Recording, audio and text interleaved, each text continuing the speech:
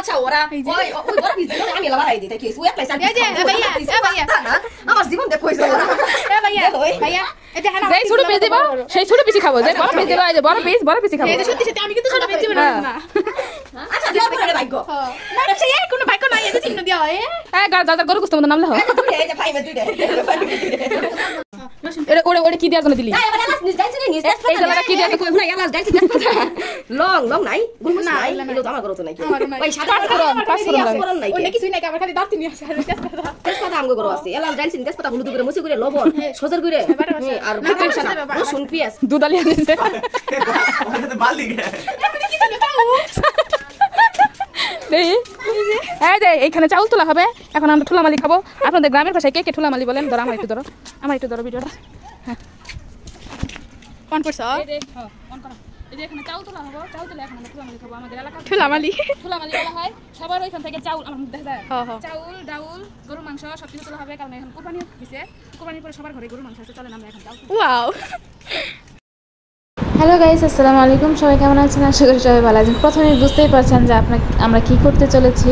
আমরা কয়েকজন মিলে মানে আমাদের গ্রামের কয়েকজন মিলে আমরা পিকনিক খাবো। এটাকে আমরা গ্রামের ভাষায় অনেক কিছু বলে থাকি, যেমন আমরা বলি ঠুলামালি। আমি ছোটোবেলা ঠুলামালি খেয়েছি সবার ঘর থেকে চাউল ডাউল সব কিছু নিয়ে, যেমন আমরা একটা সুন্দর হাঁড়িতে খিচুড়ি রান্না করে খেতাম।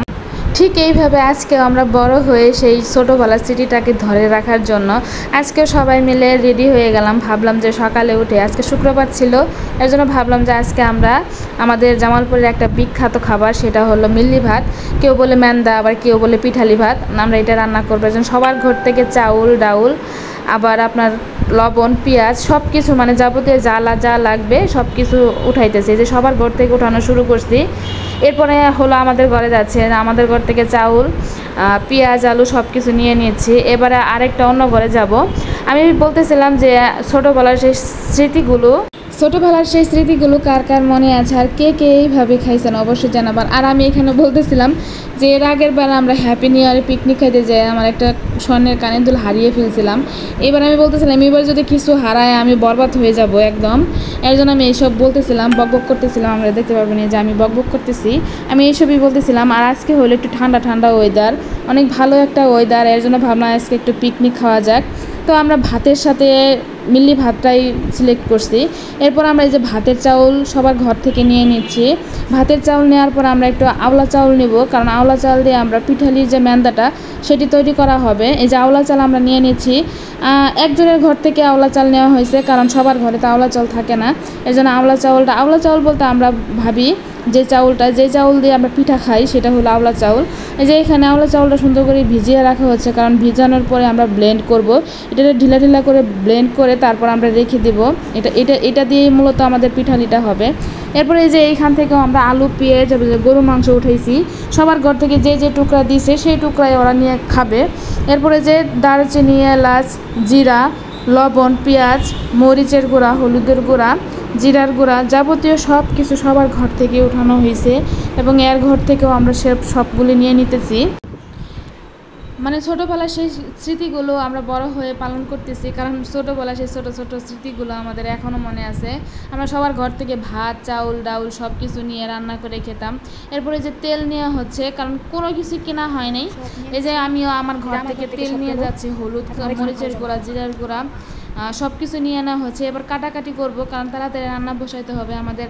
দুপুরের পরে আমরা আজকে নামাজের মানে শুক্রবার জুমার দিন, আমরা দুপুরের পরে মানে বিকালের দিক দিয়ে খাওয়ার চিন্তা ভাবনা করতেছিলাম। এর জন্য সবাই রান্না আবার চড়াই দিছি। যেমন বকবক করতেছিলাম, আমি বকবক করতেছিলাম এইসব নিয়েই যে সবাই এই যারা জামালপুরে বসবাস করেন তারা জানেন যে আমাদের জামালপুরের যে কোনো অনুষ্ঠান, যেমন ধরেন আমাদের সব থেকে বেশি এই খাবারটা খাওয়া হয় আপনার 40টার মধ্যে। আর 40টা হলো মানুষ মরার পর 40 দিন পরে যে ব্যাপারটা করা হয় সেটাকে 40টা বলি আমরা। অনেকের ভাষায় অনেক কিছু বলে, আমরা 40টা বলি। আর 40টার মধ্যে আমাদের এই খাবারটা অনেক বিখ্যাত, এই খাবারটা রান্না করা হয়। আমাদের জামালপুরের মিল্লি ভাতের জন্য অনেক বিখ্যাত, এবং মিল্লি ভাতটা অনেক বেশি খাই আমরা। আর আমি এখানে পেঁয়াজ রসুন আদা সব কিছু কুচাই নিতেছিলাম, কারণ আমরা এটা ব্লেন্ড করব। মশলা লাগে অনেক, মিল্লি ভাত খাইতে গেলে অনেক মশলা লাগে। আর মিল্লি ভাত কীভাবে রান্না করে এটাও আমি আপনাদের দেখাবো। মিল্লি ভাত রান্না করা একদম সোজা, মিল্লি ভাত অনেকভাবে খাওয়া যায়। এই যে আমরা চাউলগুলো ব্লেন্ড করে নিচ্ছি, এরপর আদা রসুন ব্লেন্ড করা শেষ, এরপর চাউলটা ব্লেন্ড করে নিব। এই যে একটু ঢিলা ঢিলা করে ব্লেন্ড করতেছিলাম, কারণ ব্লেন্ড অত বেশি স্মুথ হয় না। এরপর আমরা রান্না বসাই দিব। এই যে রান্না নিয়ে এসে পড়ছে, জালটা ধরাই দিয়েছে আমার এক ফুপি। এখন আমরা যে রান্না বসাই দিব, মাটির চুলায় মিল্লি ভাতের রান্না অনেক বেশি টেস্ট হয়, এই জন্য আমরা মাটির চুলাইটা ব্যবহার করতেছি। আর পিকনিকের মজাই হলো এটা, সবাই মিলে রান্না করব, সবাই মিলে একসাথে বসে খাবো। এই জন্য আমরা এই যে তেলটা কড়াইতে দিয়ে দিচ্ছি, বড় একটা কড়াই নিচ্ছি, কারণ অনেক মিল্লি ভাত হবে। এরপর পেঁয়াজ কুচি, জিরা, শুকনো মরিচের কুচি, আদা কুচি, রসুন বাটা, পেঁয়াজ বাটা, এগুলো সবগুলো আমরা একসাথে নিয়ে ভাজা নিব। এবার ভাজাভাজি শেষ হলে এরপরে হলুদের গুঁড়া, মরিচের গুঁড়া, লবণ, জিরার গুঁড়া, ধনিয়া গুঁড়া সব কিছু দিয়ে দিব। এরপর দিয়ে দিচ্ছি সামান্য সুন্দর করে একটু পানি দিয়ে সুন্দর করে কষাবো। এই মিল্লি ভাতটা কে কে পছন্দ করেন অবশ্যই জানাবেন। আর আমাদের জামালপুরে যারা যারা থাকেন অবশ্যই জানাবেন কে কে মিল্লি ভাত অনেক বেশি পছন্দ করেন।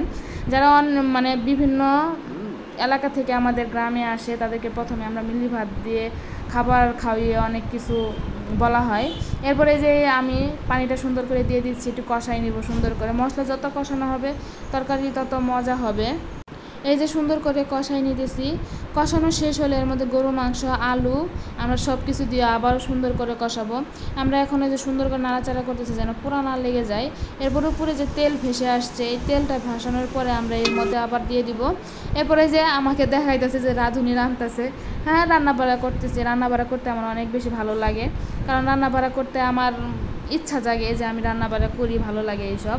এই যে দেখেন গরু মাংস আর আলু দিয়ে দিয়েছি, এবার ভালো করে সুন্দর কষাই নেব। আসলে যাই হোক, এরপর পানি দিয়ে সুন্দর করে আমরা এটারে ফুটাইতে দিব, কারণ ফুটানোর পরে আমাদের মিল্লি ভাতের যে আমরা গুঁড়াটা করে রাখছি সেটা দিয়ে দিব। সবাই ভালো থাকবেন, সুস্থ থাকবেন। আরেকদিন ফুল ভিডিও নিয়ে আপনাদের মাঝে হাজির হবো। আল্লাহ হাফেজ, বাই বাই।